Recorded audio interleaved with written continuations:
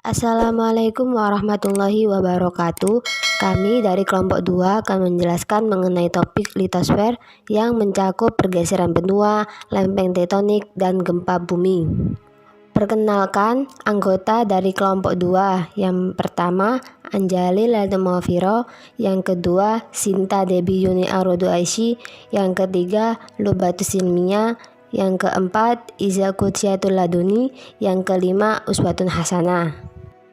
Baik, selamat mendengarkan teman-teman. Baiklah, saya akan menjelaskan tentang pergeseran benua. Jika diperhatikan, bumi itu memiliki permukaan yang tidak rata. Hal itu dapat dibuktikan dengan adanya lembah, gunung, laut, sungai, pulau-pulau kecil, pulau-pulau besar, maupun benua yang ada di bumi. Nah, dalam menjelaskan keadaan permukaan bumi, para ahli itu biasanya menjelaskan melalui model maupun teori. Seorang ahli meteorologi dan geofisika, Alfred Wegener, pada tahun 1915 mengemukakan tentang suatu model bumi. Wegener mengamati bahwa pantai Atlantik Amerika Selatan dan Afrika, bila satu sama lain didekatkan, itu akan membentuk seperti suatu puzzle. Benua-benua di bumi pun bisa saling didekatkan akan pas antara satu dengan yang lainnya. Karena itu, Wegener itu mengajukan teori bahwa benua di bumi pada awalnya adalah satu, namun kemudian saling terpisah akibat gerakan benua.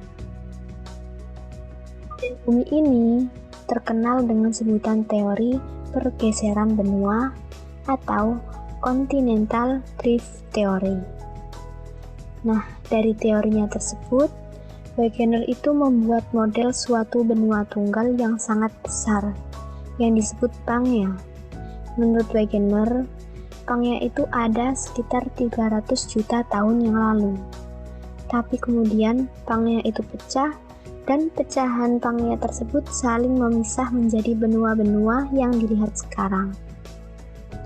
Pada masa itu, banyak ilmuwan yang tidak bisa menerima teori Wegener, karena para ilmuwan tidak bisa membayangkan benua yang begitu besar bergerak seperti hanyut. Baru setelah berpuluh-puluh tahun kemudian, yaitu tepatnya sekitar tahun 1960-an, para ahli seismologi menunjukkan bukti yang mendukung teori dari Wegener. Para ahli tersebut menunjukkan bahwa lempeng litosfer atau lapisan batuan di kerak dan mantel bumi bergerak. Ahli geofisika juga menunjukkan berdasarkan data magnetik batuan bahwa benua-benua itu telah mengalami pergerakan memisah dengan jarak yang sebesar. Lempeng tektonik, pembangkit utama daripada terjadinya gempa bumi adalah lempeng tektonik yang diakibatkan oleh adanya arus konveksi magma dalam bumi. Untuk memahaminya, kita analogikan perut bumi itu sebagai tungku pemanas air, di mana arus panas berputar dari bawah ke atas. Di permukaan temperatur berhubungan dengan atas sehingga mengalami pendinginan, maka dari itu arus tersebut tenggelam lagi. Perputaran arus tersebut mengakibatkan pergerakannya air. Menurut teori lempeng tektonik, permukaan bumi terpecah menjadi beberapa lempeng tektonik besar. Lempeng tektonik adalah segmen keras kerak bumi yang mengapung di atas atmosfer yang cair dan panas. Oleh karena itu, lempeng tektonik ini bebas untuk bergerak dan saling berinteraksi satu sama lainnya. Daerah perbatasan lempeng-lempeng tektonik itu merupakan tempat-tempat yang memiliki kondisi tektonik yang aktif sehingga menyebabkan gempa bumi, gunung berapi, dan juga pembentukan dataran tinggi. Teori lempeng tektonik itu sendiri merupakan kombinasi daripada teori sebelumnya, yaitu teori pergerakan benua dan juga pemekaran dasar samudera. Lapisan paling atas daripada bumi yaitu litosfer merupakan batuan yang relatif dingin dan bagian paling atas berada pada kondisi panas dan kaku. Di bawah lapisan ini terdapat batuan yang jauh lebih panas yang disebut dengan mantel bumi. Lapisan ini sedemikian panasnya sehingga demikian senantiasa dalam keadaan tidak kaku.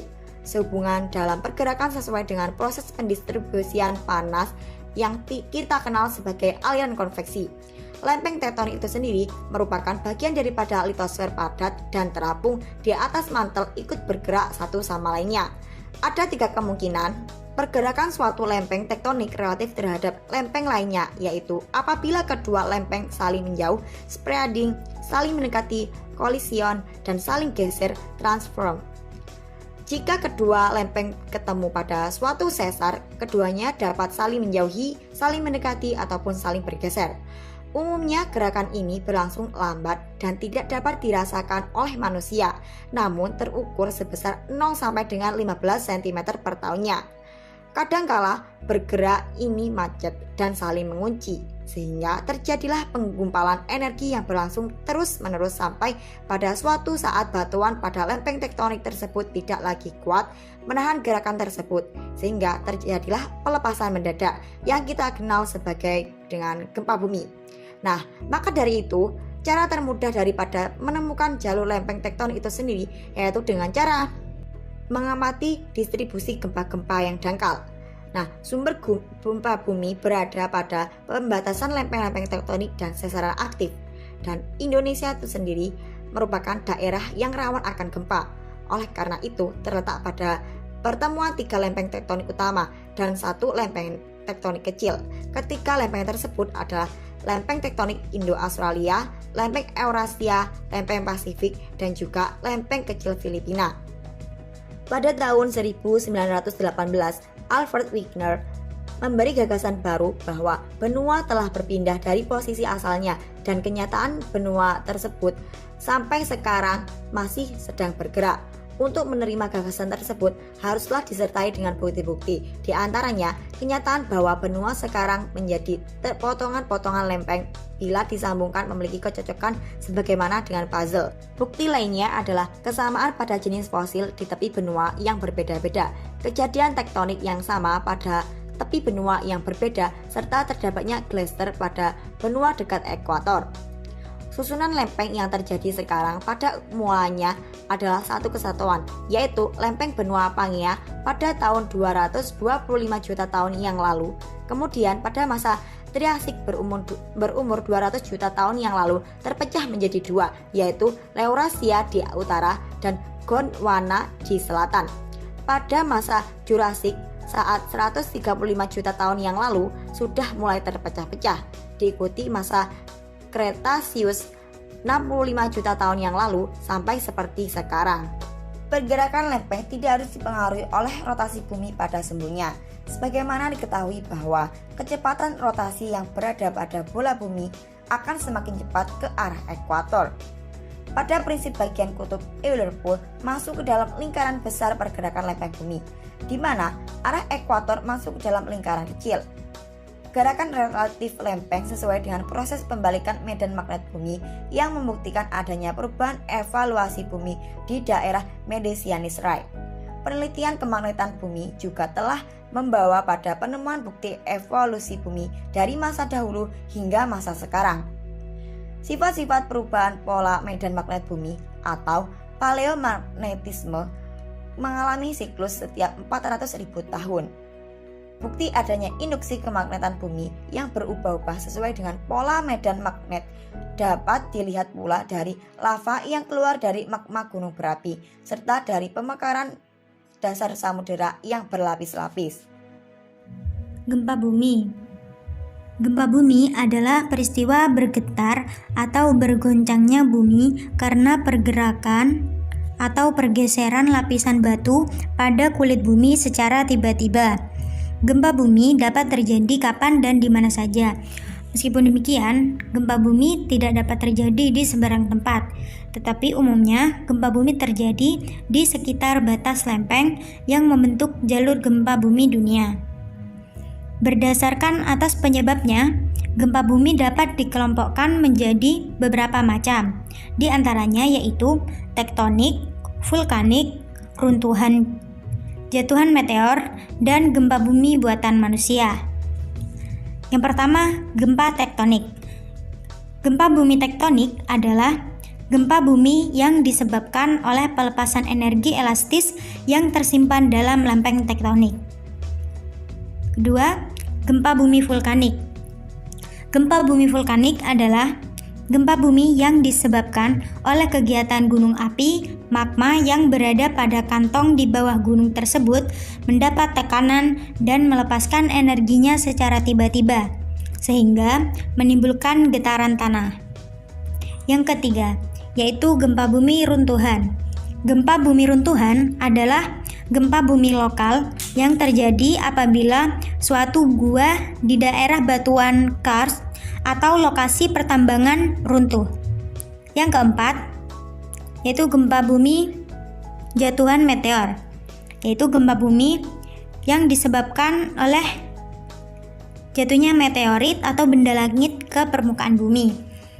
Yang terakhir, yaitu gempa bumi yang disebabkan oleh aktivitas manusia, yaitu gempa bumi yang disebabkan oleh peledakan dinamit, nuklir, ledakan bom atau palu yang dipukulkan ke permukaan bumi. Fowler mengklasifikasikan gempa bumi berdasarkan kedalaman fokus sebagai berikut, yaitu gempa bumi dangkal kurang dari 70 km, gempa bumi menengah kurang dari 300 km, dan gempa bumi dalam lebih dari 300 km atau 450 km. Berdasarkan proses kemunculan dan kesudahannya, MOGI membedakan gempa bumi atas beberapa jenis, di antaranya yaitu gempa bumi utama, langsung diikuti gempa bumi susulan tanpa gempa bumi pendahuluan. Yang kedua, gempa bumi sebelum terjadi gempa bumi utama diawali dengan adanya gempa bumi pendahuluan dan selanjutnya diikuti oleh gempa bumi susulan. Yang ketiga, gempa bumi terus-menerus dan dengan tidak terdapat gempa bumi utama yang signifikan disebut gempa bumi swarm. Biasanya dapat berlangsung cukup lama dan bisa mencapai 3 bulan atau lebih. Terjadi pada daerah vulkanik seperti di Gunung Lawu tahun 1979 dan Kemiling, Bandar Lampung 2006. Sekian dari kelompok 2, semoga bermanfaat. Terima kasih. Assalamualaikum warahmatullahi wabarakatuh.